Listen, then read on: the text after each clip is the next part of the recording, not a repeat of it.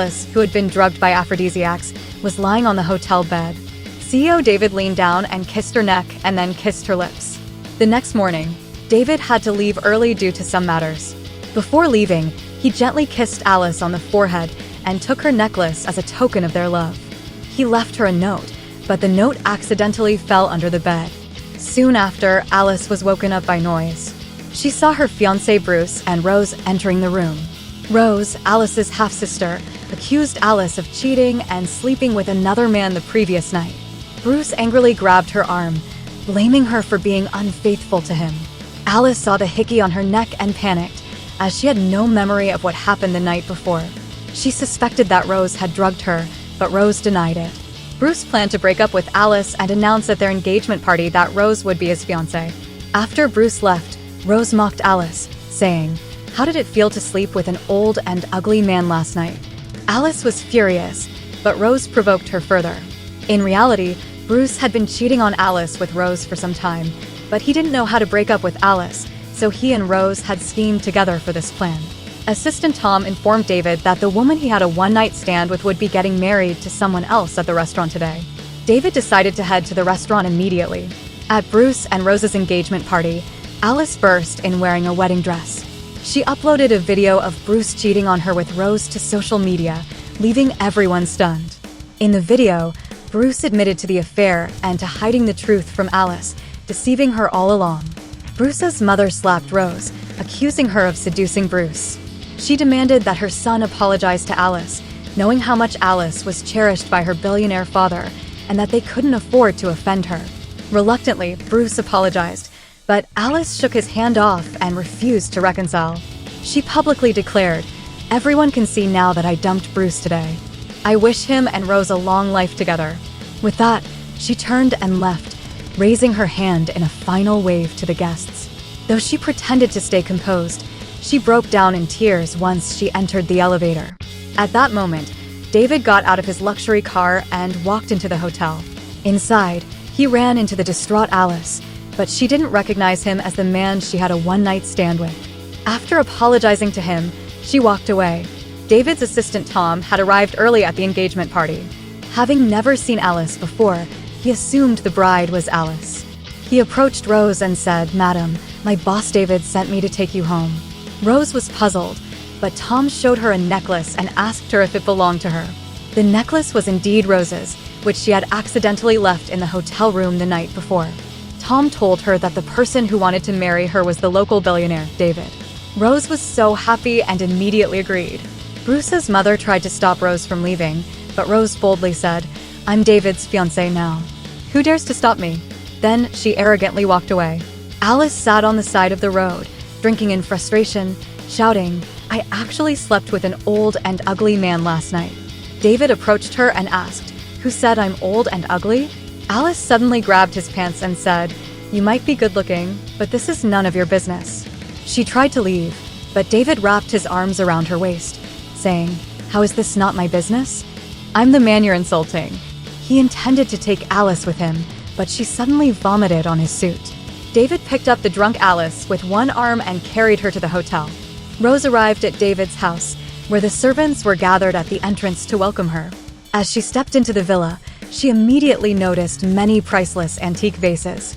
She ordered the servants to bring out the most expensive clothes and jewelry for her to choose from. Maria, the housekeeper, noticed her greedy demeanor and remarked, "How could the boss like a woman like her?" Assistant Tom also grew suspicious and decided to call David. However, before David could say a word, Alice hung up his phone. She cupped his face and kissed him twice. David couldn't control himself anymore. He pinned her onto the bed and kissed her passionately. The next morning, Alice was leaning against David's chest, dreamily stroking his muscles. When she opened her eyes, she realized she was lying in the arms of a strange man. Letting out a scream, she hurled a pillow at David. Suddenly, Alice's memories of the previous night came flooding back. She had clung to David, kissed him forcefully, and even straddled him, declaring, "You're mine." David had been utterly stunned at the time, but Alice had hugged him tightly and kissed him for a long time. Overcome with embarrassment, Alice wanted to run away, but David pulled her back into his arms. He told her, "Not only did we sleep together last night, but the night before as well. "My name is David Smith, and I'm your first man, and your last." David was preparing for a business trip abroad. He grabbed Alice's hand, wrapped his arm around her waist, and said, "Go abroad with me." But Alice pushed him away and hid under the covers, telling him, "What happened between us was just a one-night stand. You don't have to take responsibility." David replied, "The night before last, you wouldn't let go of me and said you'd take responsibility for me." Alice suddenly remembered how she had clung to David 2 days ago, pouting as she tried to kiss him. David had pushed her away, saying, "I don't like frivolous and irresponsible women." But Alice had replied, "I'll take responsibility for you."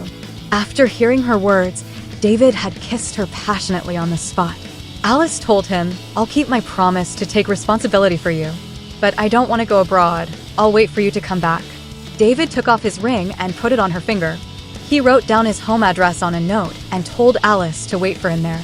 He gently touched her head and kissed her forehead, making her heart race. Wearing the ring, Alice went to David's house. When Rose heard about it, she finally realized that the woman who had spent the night with David was Alice. That night, Rose got Alice drunk, but in the process, Alice accidentally yanked off Rose's necklace. Desperate to maintain her luxurious life, Rose lied and said, "Alice is my sister. She came here to return the ring, which is the token of David's love for me." She ordered her assistant to retrieve the ring and kick Alice out. However, when Rose got the ring, she found that it wouldn't fit her finger. Tom asked why she couldn't wear it, and she lied again, claiming she had recently gained weight. Alice was furious after being kicked out. She cursed David as a liar. Just then, David called, and as Alice was about to answer, she was suddenly dragged into a car. It turned out that her grandmother had sent people to bring her back home, forcing her to marry Bruce. This was because her grandmother had received a call from Rose, who had tearfully complained that Alice's scandalous broken engagement had made it impossible for her to marry David, the richest man. Rose had said the only way to resolve the situation was for Alice to marry Bruce as soon as possible to quell the public uproar. Feeling sorry for Rose, her grandmother decided to force Alice into marriage. Despite Alice's firm refusal, her grandmother wouldn't let her leave and had her imprisoned. Alice called her friends for help, but all of them refused. Feeling desperate, she dialed David's number, only to find it unreachable. She was utterly hopeless and cried out, "I will never trust you again. You're a huge liar." At that moment, David was being forced by his grandfather to go on a blind date. Seeing Alice's missed call, he decided to return it, but it didn't connect. His grandfather, curious about who David was calling, leaned in and saw the contact name, "My future wife." His grandfather immediately instructed someone to investigate which woman had recently appeared in David's life, eager to meet this future granddaughter-in-law. Soon, David's assistant Tom told him, "Your woman has moved into the villa."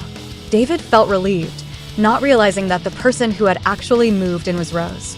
A month later, Alice was forced to marry Bruce, but she pushed his hand away and firmly said, "I won't marry him."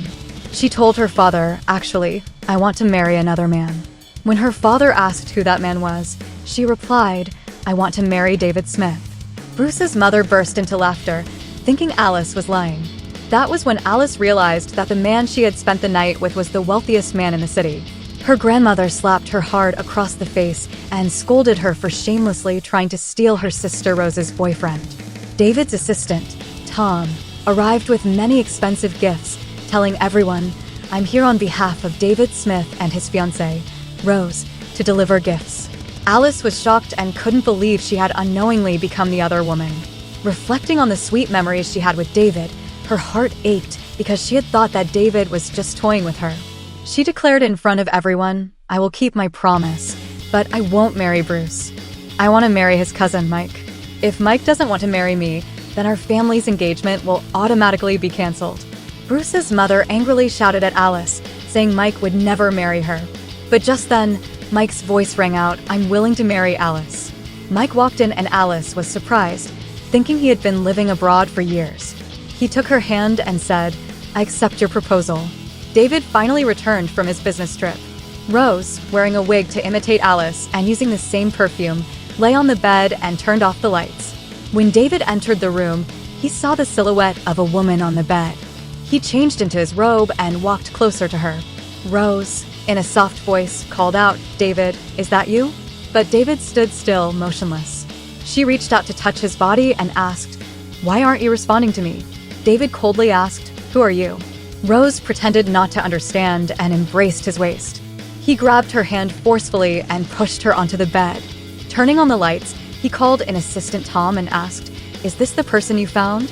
Tom replied, "I followed your instructions exactly. That necklace really is hers." David walked up to Rose, took off her wig, and said, "Even if you wear a wig and use the same perfume, you still don't smell like her.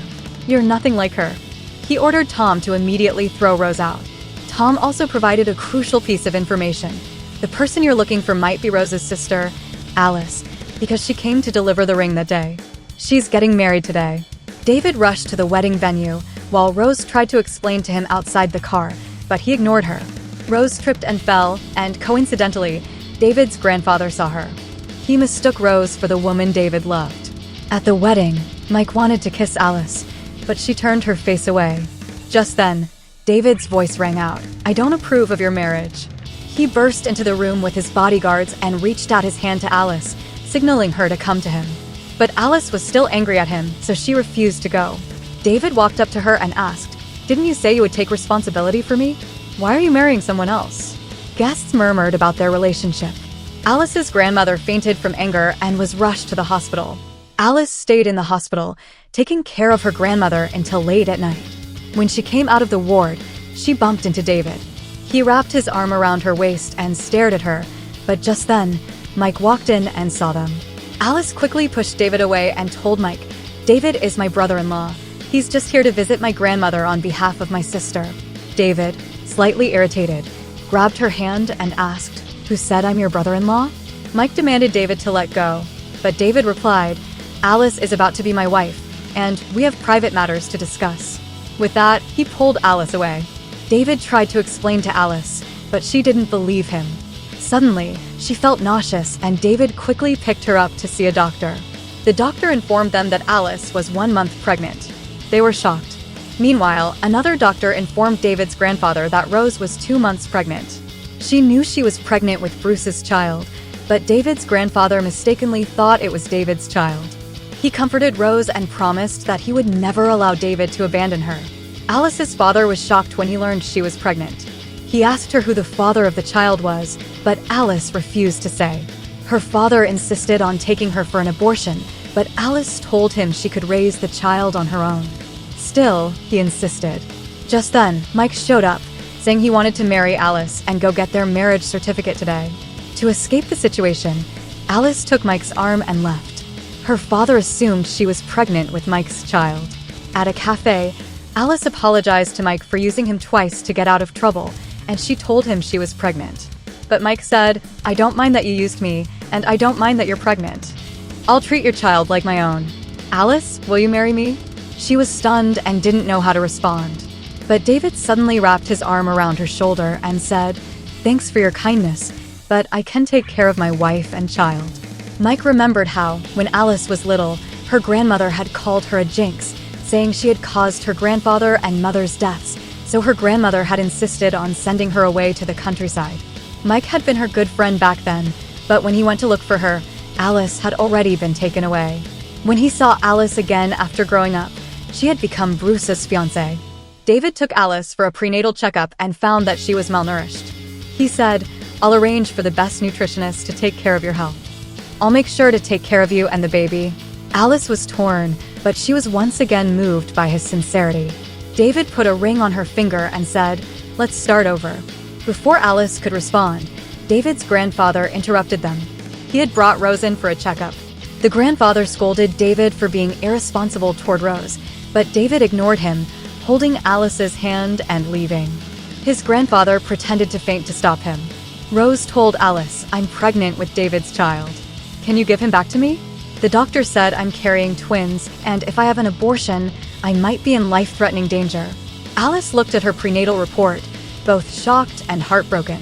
Later, she told her grandmother, "I didn't go to get a marriage certificate with Mike this morning. We broke up." Her grandmother was furious, slapped her, and threw a thermos box at her head. David caught her, gently touched her face, and comforted her. Alice's grandmother tried to justify herself, but David picked Alice up and left without a word. He took her back to his house, gently treated her wound, kissed her forehead, and said goodnight. Alice was conflicted, pulling the ring from her pocket, unsure whether she should trust David. The next day, Rose scolded Alice for stealing her boyfriend and even tried to hit her. But Alice grabbed her hand and warned her not to push her luck. Rose pretended to fall and bled heavily, almost miscarrying. She told David's grandfather that Alice had deliberately pushed her down in an attempt to make her miscarry. His grandfather was furious. Despite Alice defending herself, he still forced her to kneel and apologize to Rose. Alice suddenly bled and said, "My baby." David rushed in and saw her unconscious. He angrily accused his grandfather of going too far, but his grandfather believed he had done nothing wrong in protecting Rose. David picked Alice up and told his grandfather, "I've never touched Rose, and Alice's baby is mine." "You almost killed your great-grandchild." Outside the emergency room, David told his grandfather that Alice had been mistreated after losing her mother, but she had still kept her kind heart. The grandfather was deeply remorseful. After the emergency, the doctor informed them that both Alice and her baby were out of danger. After Alice woke up, she said to David, "This is the end for us." He silenced her with a kiss, but she pushed him away. He kissed her again. After the kiss, David said, "We will never end." He ordered his bodyguards to bring in Rose and Bruce. Bruce told Alice that Rose was carrying his child. Assistant Tom informed Rose that there were security cameras in the villa, and he had posted the footage online. Now, everyone knew that Rose had deliberately fallen and framed Alice. Her reputation was completely ruined. Rose, who had been living beyond her means for a long time, was in massive debt. However, David refused to pay off her debts. Rose knelt, begging her grandmother to help her, but she owed $1 billion, and her grandmother could not afford that much. At that moment, David's grandfather arrived with a generous dowry, proposing that Alice marry David. Rose was excited because she hoped to use the dowry to pay off her debts. But David's grandfather told them that Rose could not use the dowry, or he would freeze the entire amount. Rose's grandmother nearly fainted from anger. Mike gathered his courage and proposed to Alice once again, but she refused. Then she saw David nearby, so she smiled and ran over to hug him. He kissed her and put a ring on her finger. Alice asked him if he was jealous, and he replied, "Yes, I am jealous. So, never leave me again." After saying this, he lifted her up and took her home.